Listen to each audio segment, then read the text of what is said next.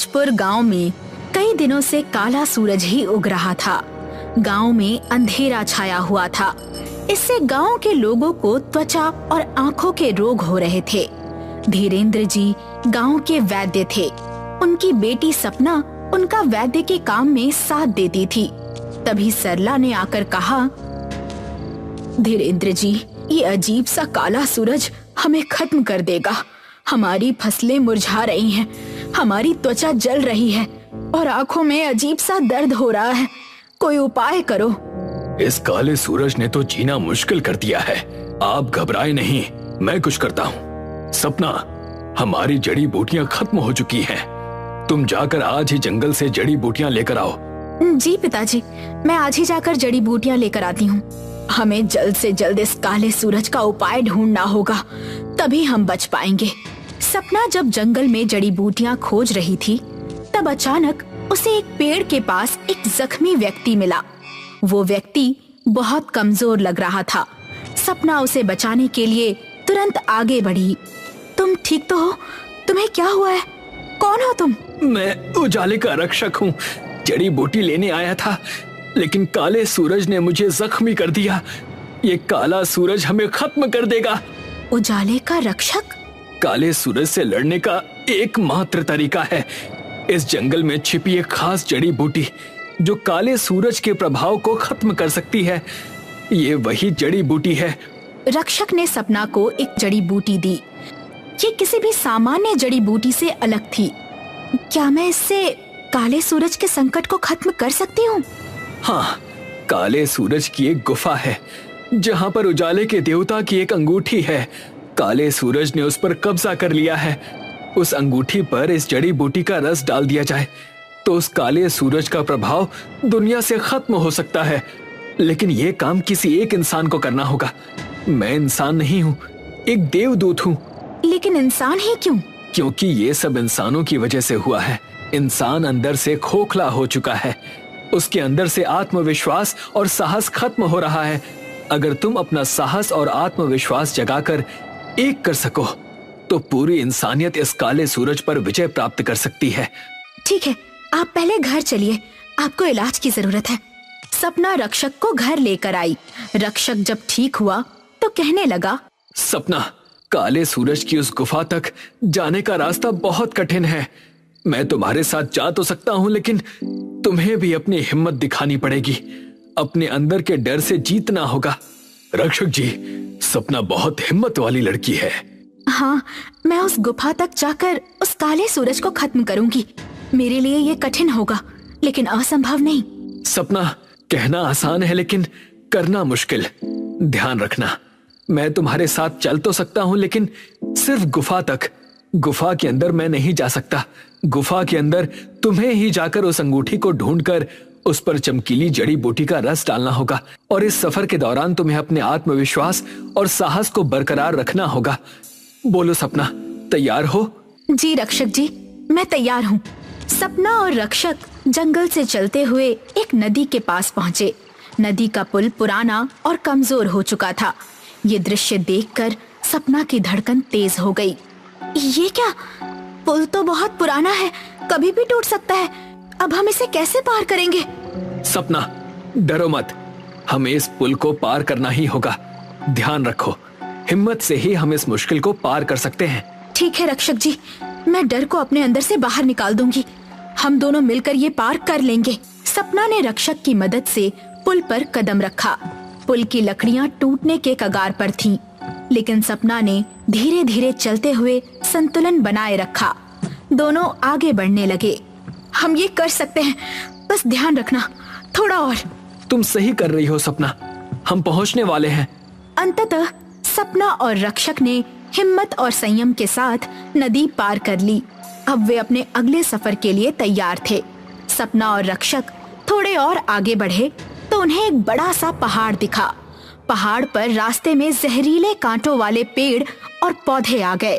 कांटे तेज थे और उनका जहर किसी को भी तुरंत चोट पहुंचा सकता था। रक्षक जी, ये तो बहुत खतरनाक है, मैं इन कांटों से नहीं गुजर सकती। डरो मत सपना, अगर तुमने दृढ़ निश्चय किया हुआ है तो इन कांटों को पार करना आसान होगा। हम साथ हैं, हमें कोई भी मुश्किल नहीं रोक सकती। बस इसी तरह अपना आत्मविश्वास बनाए रखो। दोनों कांटों के बीच से धीरे धीरे बढ़ने लगे। कांटे उनके हाथों और पैरों में चुभने लगे, लेकिन सपना ने अपनी चिंता को दूर किया और रक्षक के साथ आगे बढ़ने का निर्णय लिया। ये दर्द मुझे रोक नहीं सकता, हमें अपनी मंजिल तक पहुंचना ही होगा। तुमने बहुत अच्छा किया सपना, तुमने अपनी हिम्मत और विश्वास से इसे पार कर लिया। कांटों के बावजूद सपना और रक्षक ने मिलकर इस कठिनाई को पार किया और पहाड़ की चढ़ाई जारी रखी। उन्होंने देखा कि गुफा के रास्ते में एक घना जंगल था। जंगल के बीच में एक अजीब तरह का धुआं उभर रहा था, जिससे पूरी जगह में अंधेरा सा छाया हुआ था। ये क्या है? ये धुआं कहाँ से आ रहा है? और ये जंगल तो बहुत खतरनाक लग रहा है। ये धुआं नहीं, बल्कि एक जादुई रुकावट है। इसे पार करने के लिए हमें ध्यान और साहस दोनों की जरूरत होगी। ये धुआं हमारी दिशा और मानसिक स्थिति को प्रभावित करता है। अगर हमें इससे बाहर निकलना है तो हमें इसे नजरअंदाज करना होगा और अपने इरादों को मजबूत रखना होगा। सपना और रक्षक ने उस अजीब धुएं को पार करने की योजना बनाई। जैसे ही वे उस दिशा में बढ़े, उन्हें महसूस हुआ कि धुआं और भी घना होता जा रहा है। ये क्या है? मुझे लग रहा है मेरा आत्मविश्वास खत्म हो रहा है। मैं पूरी तरह हिम्मत हार रही हूँ। सपना, इससे डरना नहीं है, यह सिर्फ तुम्हारे दिमाग का खेल है।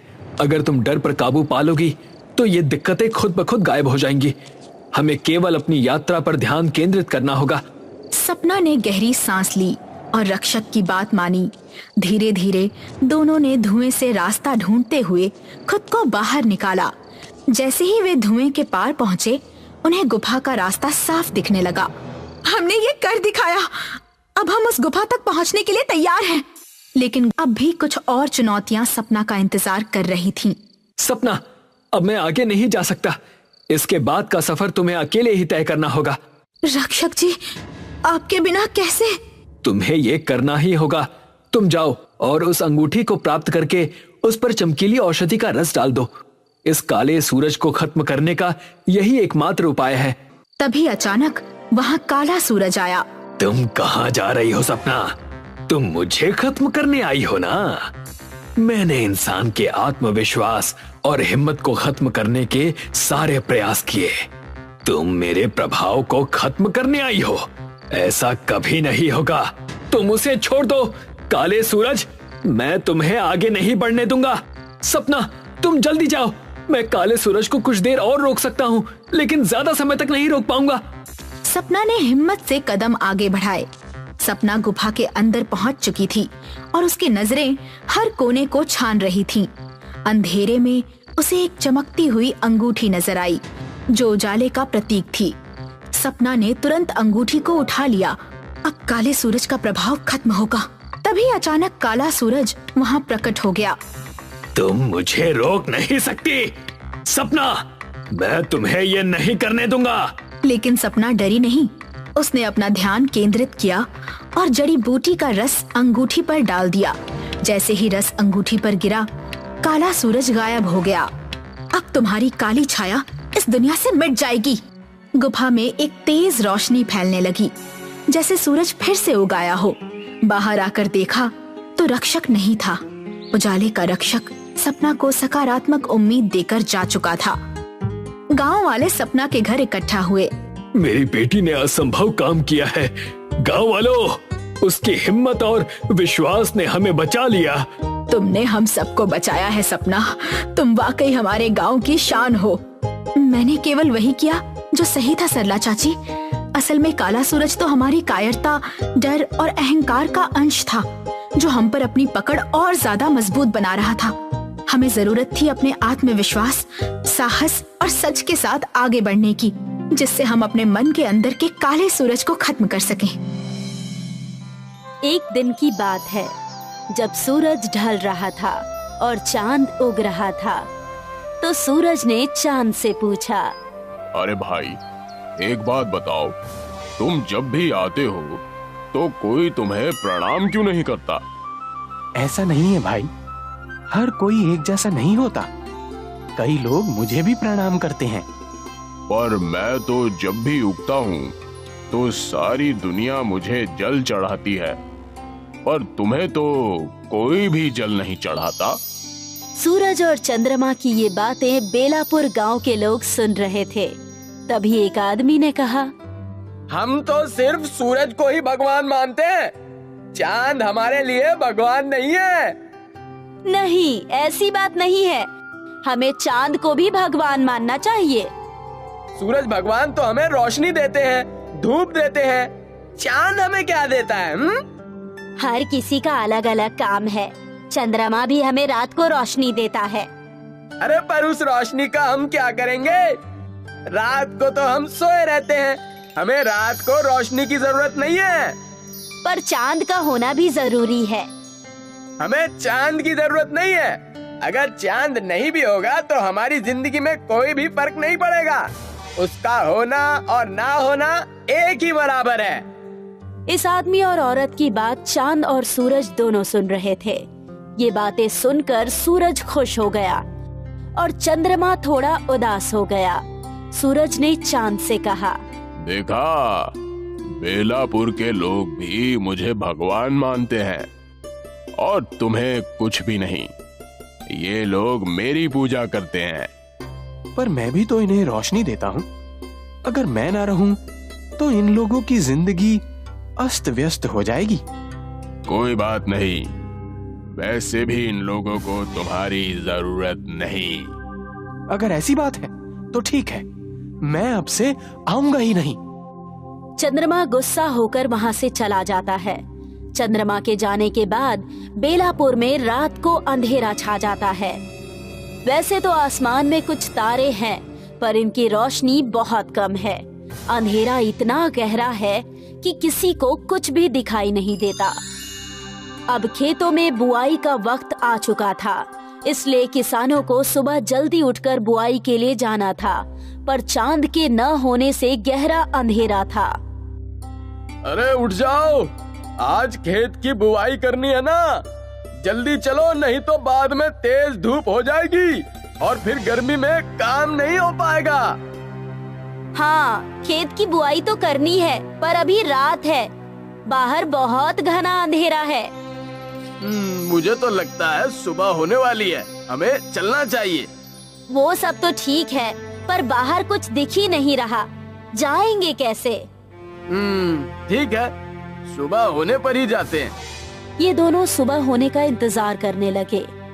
जब सुबह हुई तो ये दोनों खेत के लिए निकल पड़े, लेकिन कुछ ही देर में तेज धूप आ गई और गर्मी के कारण खेत में काम करना मुश्किल हो रहा था। बहुत गर्मी हो रही है, चलो घर चलते हैं, कल सुबह जल्दी आ जाएंगे। हाँ, सही कह रही हो, इस भयानक गर्मी में तो मुझसे भी काम नहीं होता, कल आते हैं। वो आदमी और औरत दोनों घर चले गए। अगले दिन भी जब वो उठे तो रात को चंद्रमा के न होने की वजह से बहुत घना अंधेरा था, और आज भी वो दोनों जब उठे तो सूरज निकल चुका था। सूरज की गर्मी के कारण खेत में काम करना मुश्किल हो रहा था।